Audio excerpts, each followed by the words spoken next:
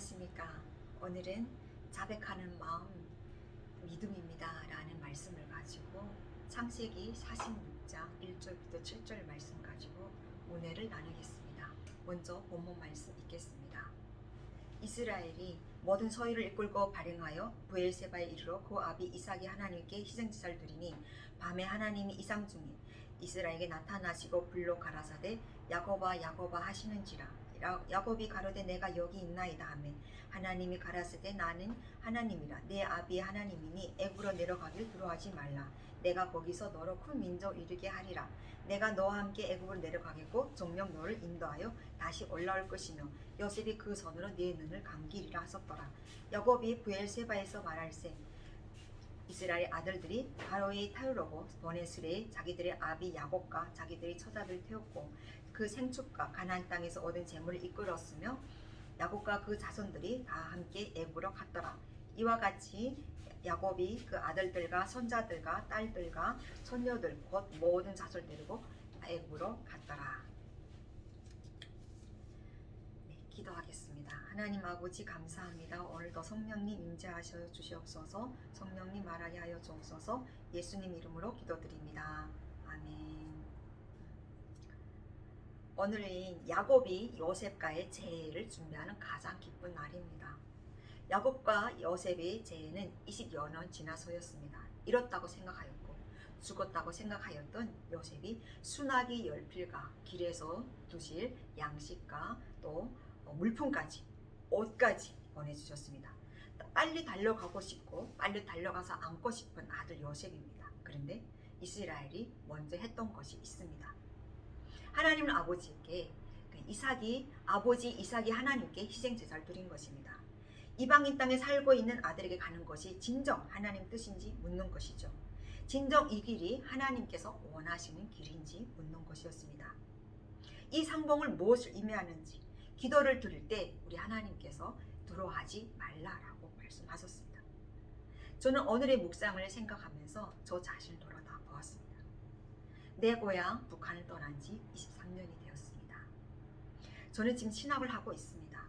이 길이 내 길이 아니라고 버티다가 학부에서 공부하다가 또 다시 휴학을 하고 또 그것도 휴학하다가 주님 앞에 갈등을 가지다가 기도하다가 다시 신대원에서 지금 공부하고 있습니다. 누가 저보고 이렇게 말했습니다. 돼지기도 말 안 듣는데 두려워서였습니다. 거룩하게 살 용기도 없었고 거룩하게 말씀을 선포할 용기도 없었고 제가 선포한 말씀대로 살 용기도 없었습니다. 그렇게 고집을 부리다가 깨달은 것이 있었습니다. 이 길은 나를 위해 가는 것이 아니다. 이 길은 나 혼자 가는 길이 아니다. 이 길은 주님께서 아버지의 영광을 위해서 나를 부르신 것이다. 사람은 착각에 빠져 살면서 착각하지 않는다고 말하고요. 거짓말하면서도 거짓말하지 않는다고 말하고 더러워하면서도 더럽지 않다고 말하고 있습니다. 마치 술 주정뱅이가 주정을 하면서 난 술 안 먹었다고 말하는 것처럼 말입니다. 이러한 우리를 위해서 우리 하나님 아버지께서 당신의 형상대로 예수 그리스도를 이 땅에 보내주셨습니다. 그것도 말구유에서 태어나게 하셨습니다. 우리가 기도 드릴 때 나에게 말씀하신 하나님 음성 들으려면 우리가 어떻게 해야 할까요? 우리 아까 본문 말씀에서 읽으셨듯이 이스라엘 모습을 통해서 무엇을 발견할 수 있을지 어떤 약속을 주시는지 이를 통해서 우리가 깨달아야 할 것이 무엇인지 알아보는 시간을 가지겠습니다. 네, 지금 생각하고 있는 것이 맞습니다. 우리는 잘 압니다. 순종입니다. 잘 아는데 왜 이것이 안 될까요? 그것은 나의 안에 나의 자아가 내 마음에서 요동치고 있는 그 어떤 것을 독점하려고 하는 그 경향이 있기 때문입니다. 이스라엘과 요셉이 이별이 왜 있었을까요? 우선은 형제들이 막내 요셉이 저들 보고 저희들 위에 늘 위에 있기 때문이었습니다. 또 중요한 것은 요셉이 없이 하고 난 후에 일어날 일들에 대한 호기심이었습니다. 창세기 37장 2절 하반절에 20절 하반절에서는 이렇게 말합니다. 그의 꿈이 어떻게 되는지를 우리가 볼 것이다. 그들은 또 요셉의 꿈에 왜 관심을 가졌을까요? 첫째는 막내 요셉에게 절한다는 그 요셉의 어처구니 꿈 때문이었습니다. 그 꿈에 대한 시기와 질투였습니다. 두 번째는 아버지가 그의 꿈의 이야기를 간직했다는 위로의 그러한 것들의 미구심을 느낀 것입니다. 아담으로부터 시작된 인간의 죄는 오늘까지도 계속되고 있습니다. 서로 미워하고 서로 질투하고 서로 죽이고자 합니다. 인간의 죄는 서로 다투게 하고 서로 이별하게 하고 심지어 나라와 나라 사이의 분단을 가져다 주고 있습니다. 남한과 북한이 서로 분단되었던 것처럼 말입니다. 나의 마음을 독점하고 싶은 자아, 우리는 거기서 떠나야 합니다. 이는 죄입니다. 아벨이 가인을 죽인 것은 독점이라는 그 어떤 단어 때문입니다. 모든 것을 혼자 가지고 싶었고 누리고 싶었고 사람을 독차지하고 싶었던 것입니다. 우리 주님께서 왜 말구에서 태어나셨을까요? 아마 저라면 이렇게 생각했을 것입니다. 우리 집이 너무 가난해서 내가 남의 집 처마 밑에서 태어났다. 그러면 저는 어떻게 살았을까요? 열등감, 이 열등감과 우울증에 시달려 살았을 것입니다. 아마 이 자리에 서지 못하고 있었을 것입니다. 주님이 말구에 태어나신 것은 겸손과 섬김의 표징이었습니다. 46년 만에 지어진 성전을 4월 만에 짓겠다고 말씀하신 우리 주님께서 말구에서 태어나심은 성전된 자기 육체, 즉 우리의 자체가 성전임을 깨닫게 하시기 위해서였습니다. 우리는 성전된 나의 몸을 거룩하게 하기 위하여 무엇을 해야 할까요? 회개부터 해야 합니다. 자백이 우선입니다. 이스라엘이 아버지 이삭이 하나님께 희생제사를 드렸습니다. 히브리어로 희생제사는 제바우, 번제, 번제물, 예물, 화목제물인데요. 구약 성경에 160회나 무려 나오고 있습니다. 여기 이스라엘이 드렸던 브에세바는 아브라함이 지은 이름인데요. 하갈이 사라에게 쫓겨나서 방황할 때 하나님께서 그에게 두려워하지 말라라고 말씀하셨던 것입니다. 또 아브라함이 이삭을 하나님 앞에 드렸던 것이기도 하고요. 또 하나님 그 브에세바는 사무엘의 두 아들이 그곳에서 사살을 했던 것이고요. 엘리야가 이사벨에게 쫓겨서 숨어 있었던 것이기도 합니다. 그 거룩한 브엘세바에서 야곱이 희생제사를 드린 것입니다.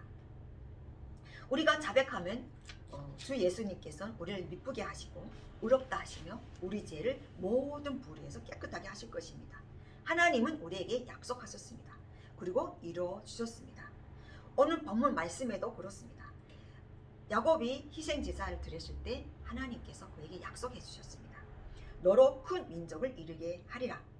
너와 함께 애굽으로 내려가겠다. 너를 인도하여 다시 올라올 것이다.